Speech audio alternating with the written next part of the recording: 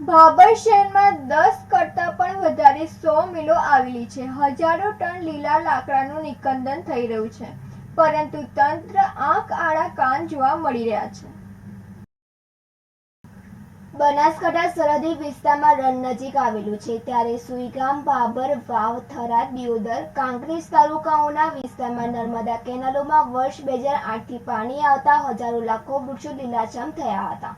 ચારે બાજુ હરિયાળી છવાઈ ગઈ હતી, પરંતુ અત્યારે છેલ્લા કેટલાય વર્ષોથી લીલા વૃક્ષોનું છેદન થઈ રહ્યું છે. આની પાછળ ક્યાંક ને ક્યાંક સરકારની પણ ઢીલી નીતિ જવાબદાર હોય તેવું દેખાઈ રહ્યું છે, કારણ કે સરકારે પણ 86 જાતના વૃક્ષોના છેદન કરવાનો પરિપત્ર જાહેર કર્યો છે. આવા પરિપત્રોની આડમાં મોટા પૂંજીપતિઓએ હજારો સોમિલો ઊભી કરી નાખી છે, ત્યારે લાખો લીલા વૃક્ષોનું છેદન કરાવી લાખોપતિમાંથી કરોડપતિ થવાની લાલચે પર્યાવરણ સાથે છેડા કરી રહ્યા છે. પરંતુ સરકારશ્રી ફોરેસ્ટ વિભાગમાં દર વર્ષે લાખો હજારો રૂપિયાની ગ્રાન્ટ ફાળવવી વૃક્ષોની સલામતી અને પર્યાવરણના બચાવ માટે વાપરી રહી છે, પણ આમ જનતાના ટેક્સના પૈસે ફોરેસ્ટ વિભાગના નોર્મલ રેન્જ અને વિસ્તરણ રેન્જ હજારો કર્મચારીઓના પગાર ભાથા ચૂકવાઈ રહ્યા છે.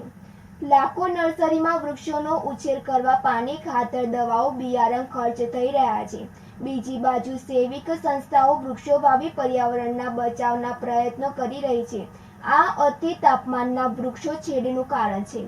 તાપમાન વધવા અને ગરમીના કારણે રાજ્યમાં રોજે રોજ કેટલાય લોકો મૃત્યુ પામે છે, અને પક્ષીઓની એવી કેટલીય જાતિઓ આપણા વચ્ચેથી લુપ્ત થઈ રહી છે.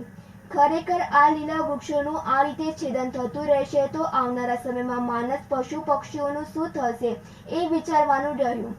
સરકારશ્રી કોઈ નક્કર કાયદો લાવી આવી સોમિલો પર લગામ કરશે અને પર્યાવરણનું તેમજ વૃક્ષોનું જતન કરે એવું લોકમુખે ચર્ચાઈ રહ્યું છે. ગિરીશ જોશી સાથે તનિષા પરમાર, સિટી ન્યૂઝ, ભાભર. સાબરકાંઠા અરવલ્લી બેઠકના લોકસભાના ભાજપના ઉમેદવાર શોભનાબેન બારૈયાનો જ્વલંત વિજય થતા વિજય બાદ ભાજપમાં આનંદનો માહોલ છવાયો છે, અને સાબરકાંઠા અરવલ્લી જિલ્લામાં ઠેર ઠેર સત્કાર સમારંભ યોજાઈ રહ્યા છે. ત્યારે પ્રાંતિજ ખાતે પણ તાલુકા ભાજપ તથા શહેર ભાજપ દ્વારા સત્કાર સમારંભ યોજવામાં આવ્યો હતો, જેમાં ભાજપ કાર્યકરો, આગેવાનો સહિત વિવિધ સમાજના લોકો મોટી સંખ્યામાં ઉપસ્થિત રહ્યા હતા. સાબરકાંઠા અરવલ્લી બેઠકના લોકસભાના ભાજપના ઉમેદવાર શોભનાબેન બારૈયાનો જ્વલંત વિજય થયો હતો, જેમને કોંગ્રેસના ઉમેદવાર તુષાર ચૌધરીને હરાવ્યા હતા, અને સાબરકાંઠા અરવલ્લી લોકસભા બેઠક ઉપર શોભનાબેન બારૈયાનો વિજયને લઈને ભાજપમાં આનંદનો માહોલ છવાયો હતો.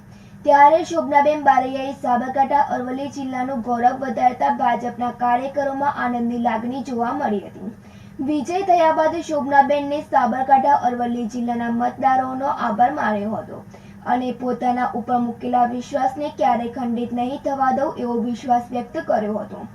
ભાજપના સાંસદ શોભનાબેન બારૈયાનો ઠેર ઠેર સત્કાર સમારંભ યોજાઈ રહ્યો છે, જેમાં તાજેતરમાં પ્રાંતિજના મહાકાળી મંદિરે સાંસદનો ભવ્ય સત્કાર સમારોહ પ્રાંતિજ તાલુકા, શહેર અને સંગઠનના મંડળ દ્વારા યોજવામાં આવ્યો હતો, જેમાં લોકસભા સાંસદ શોભનાબેન બારૈયાનો કાર્યકરો દ્વારા ભવ્ય સન્માન કરવામાં આવ્યું હતું, અને તેમને ઉજ્જવળ ભવિષ્યની શુભકામનાઓ પાઠવી હતી.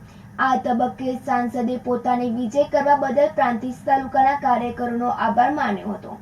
આ કાર્યક્રમમાં જિલ્લા પ્રમુખ કનુભાઈ પટેલ, પૂર્વ સાંસદ દીપસિંહ રાઠોડ, હિંમતનગરના ધારાસભ્ય વીડી ઝાલા, પ્રાંતિજ તલોદના ધારાસભ્ય ગજેન્દ્રસિંહ પરમાર, પૂર્વ મંત્રી જયસિંહ ચૌહાણ, પૂર્વ ધારાસભ્ય મહેન્દ્રસિંહ બારૈયા, તાલુકા પંચાયત પ્રમુખ પ્રદીપસિંહ રાઠોડ, મહેન્દ્રસિંહ રેવડ, તાલુકા ભાજપ પ્રમુખ બળવંતભાઈ પટેલ, શહેર ભાજપ પ્રમુખ નિત્યાનંદભાઈ બ્રહ્મભટ્ટ, નગરપાલિકાના પૂર્વ પ્રમુખ નીરવભાઈ પરીખ, પૂર્વ પ્રમુખ ગીતાબેન પટેલ, નગરપાલિકા પૂર્વ પ્રમુખ જિગ્નેશભાઈ પંડ્યા, પૂર્વ પ્રમુખ અરવિંદભાઈ પરમાર, નગરપાલિકાના પૂર્વ પ્રમુખ રતિલાલ ટેકવાણી, નગરપાલિકા પૂર્વ જગદીશભાઈ કિમતાણી, નગરપાલિકાના પૂર્વ કોર્પોરેટર દીપ્તિબેન બ્રહ્મભટ્ટ, હાર્દિકભાઈ બ્રહ્મભટ્ટ, માર્કેટ યાર્ડના ચેરમેન રાજુભાઈ પટેલ, મહિલા મોરચાના પ્રમુખ જિજ્ઞાબેન સોની, ઉપપ્રમુખ પદ્માબેન રાવલ, ઉપપ્રમુખ રીતિબેન ભટ્ટ, ઉપપ્રમુખ કલાબેન બારોટ, મંત્રી સોનલબેન દેસાઈ, ભક્તિબેન પટેલ, સંજયભાઈ પટેલ, મુકેશભાઈ સતવારા, મહેશભાઈ મકવાના, મનોજભાઈ મોદી, જમનાદાસભાઈ વકીલ સહિત વિવિધ મોરચાના આગેવાનો, ભાજપ કાર્યકરો સહિત વિવિધ સમાજના આગેવાનો, કાર્યકરો સહિત ભાજપ હોદ્દેદારો, કાર્યકરો, આગેવાનો મોટી સંખ્યામાં ઉપસ્થિત રહ્યા હતા અને શુભકામનાઓ પાઠવી હતી. રતિલા ટેકવાની સાથે તનિષા પરમાર, સિટી ન્યૂઝ, પ્રાંતિજ.